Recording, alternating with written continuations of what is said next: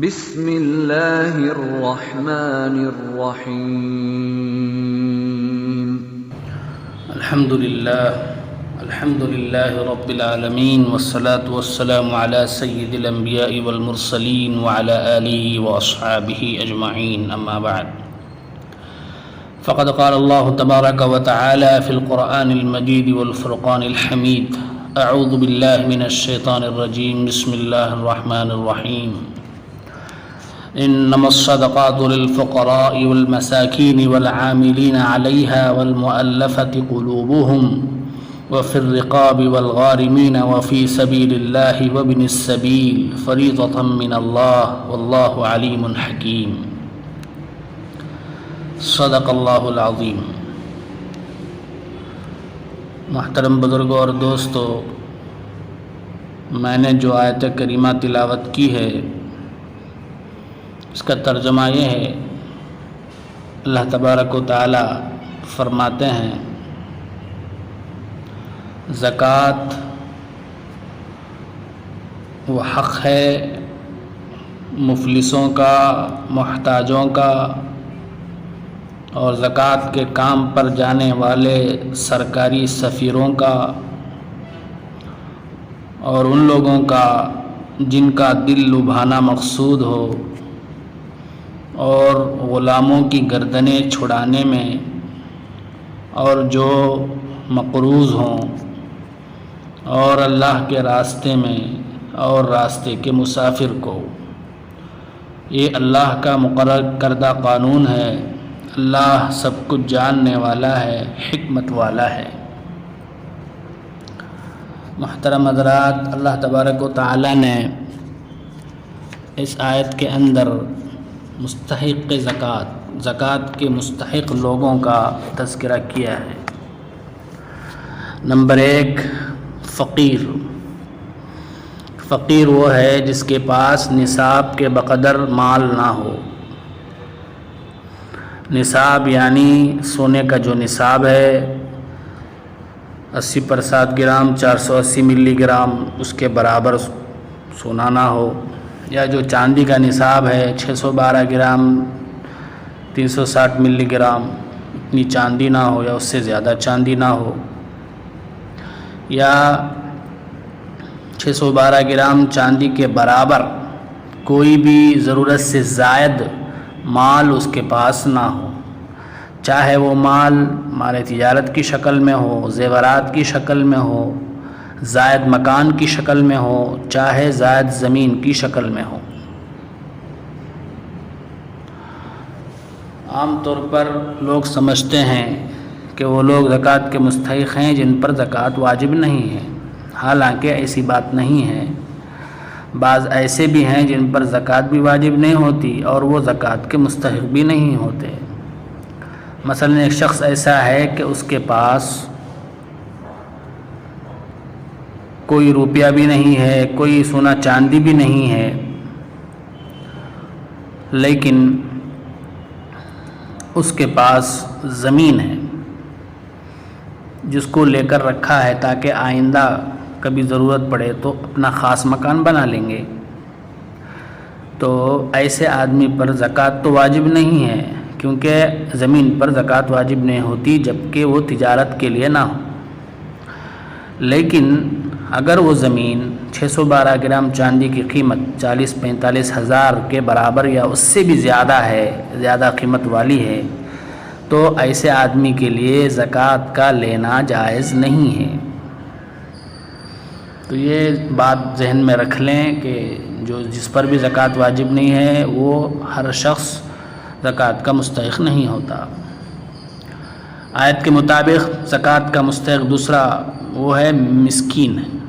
مسکین اس کو کہتے ہیں جو کسی بھی مال کا مالک نہ ہو، جس کے پاس کوئی بھی مال نہ ہو۔ نمبر 3، والعاملین علیہا، اسلامی حکومت کے وہ سفرا جو زکوٰۃ اور عشر کے وصول کرنے پر مقرر ہوتے ہیں۔ چونکہ اسلامی حکومت نہیں ہے اس لیے یہ مسئلہ ہمیں پیش نہیں آتا۔ نمبر 4، وفی الرقاب، یعنی وہ غلام جو اپنی آزادی کے لیے مدد کے طالب ہوں، ان کو بھی زکوٰۃ کا مال دے سکتے ہیں تاکہ وہ مال دے کر اپنے آپ کو آزاد کرا لیں. چونکہ آج کل غلام باندی نہیں ہیں اس لیے بھی یہ مسئلہ آج موجود نہیں ہے. نمبر 5 والغارمین، وہ قرض دار جن کو قرض سے چھٹکارا پانے کے لیے مال کی ضرورت ہو، تو ایسے قرض داروں کو بھی زکوٰۃ کا دینا جائز ہے، جبکہ ان کے پاس کوئی بھی جائیداد زمین اتنی نہ ہو جس کو وہ بیچ کر اپنا قرض ادا کر سکیں. نمبر 6 وفی سبیل اللہ، یعنی مجاہدین اپنے پاس مال نہ ہونے کی وجہ سے جہاد میں نہ جا سکتے ہوں تو ان کو زکوٰۃ کا مال دے کر تعاون کرنا تاکہ وہ زکوٰۃ کے مال سے جہاد میں جائیں، جہاد کا ساز و سامان خریدیں، یہ بھی جائز ہے. وابن السبیل، نمبر 7 وہ مسافر جو سفر کے درمیان میں محتاج ہو جائیں، ضرورت مند ہو جائیں، اگرچہ وہ اپنے گھر میں مالدار ہوں، دولت والے ہوں اور اپنے گھر سے فوری طور پر مال منگوا نہ سکتے ہوں. آج کل یہ بات بہت کم پیش آتی ہے. آیت کے مطابق ایک مصرف زکوٰۃ کے مستحق وہ لوگ بھی ہیں جن کو مؤلفۃ القلوب کہا جاتا ہے. پہلے زمانے میں ان کو اسلام کی طرف مائل کرنے کے لیے یا اسلام پر جمانے کے لیے زکوٰۃ کا مال دیا جاتا تھا، لیکن اب یہ حکم منسوخ ہو چکا ہے. محترم حضرات، یہ وہ لوگ ہیں جن کو زکوٰۃ دینا جائز ہے. زکوٰۃ کا مال ادا کرتے وقت یا نہیں تو کم از کم اپنے مال سے زکوٰۃ کو الگ کرنے کے وقت یا اپنے کسی وکیل کو زکوٰۃ کا مال سپر کرتے وقت نیت کرنا ضروری ہے. نیت کے بغیر زکوٰۃ ادا نہیں ہوگی. لہٰذا ہم نے کسی فقیر کو کچھ مال دے دیا اس کے مطالبہ کرنے پر، لیکن دینے کے وقت میں ہم نے زکوٰۃ کی بالکل نیت نہیں کی. بعد میں ہمیں احساس ہوا کہ ہم پر تو زکوٰۃ واجب ہے. اب اگر ہم زکوٰۃ کی نیت کریں تو زکوٰۃ ادا نہیں ہوگی، کیونکہ ہم نے فقیر کو دینے کے وقت اس کی نیت نہیں کی. ہاں البتہ فقیر کے ہاتھ میں ابھی بھی وہ مال ایسے ہی موجود ہو، وہ خرچ نہ ہوا ہو، تو فقہا کہتے ہیں کہ اب اگر زکوٰۃ کی نیت کرے تو زکوٰۃ ادا ہو جائے گی. فقیر کو کتنا مال دینا چاہیے؟ فقہا فرماتے ہیں فقیر کو، مستحق زکوٰۃ آدمی کو اتنا مال دینا مستحب ہے کہ وہ دن بھر کسی سے سوال نہ کرے.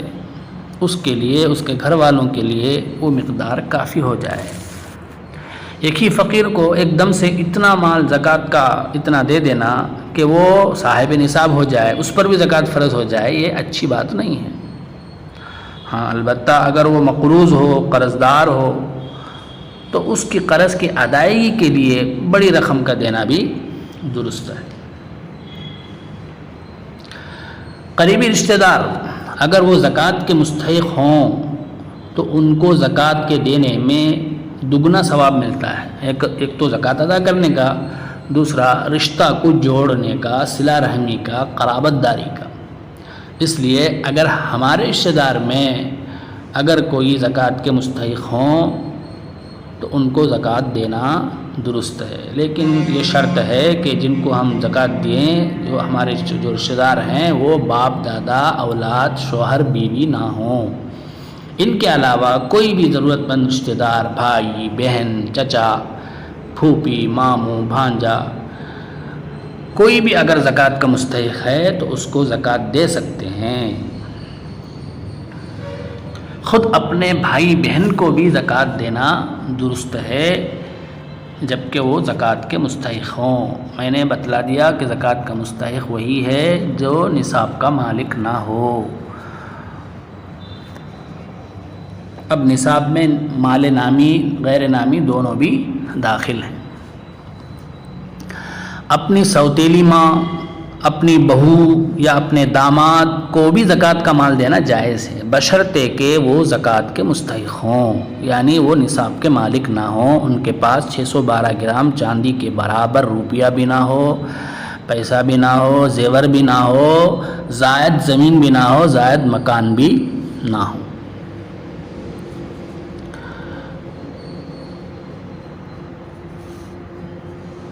یہ چند مسائل تھے، بقیہ مسائل انشاءاللہ اگلی قسطوں میں بیان کیے جائیں گے۔ اللہ تعالی ہمیں عمل کی توفیق عطا فرمائے۔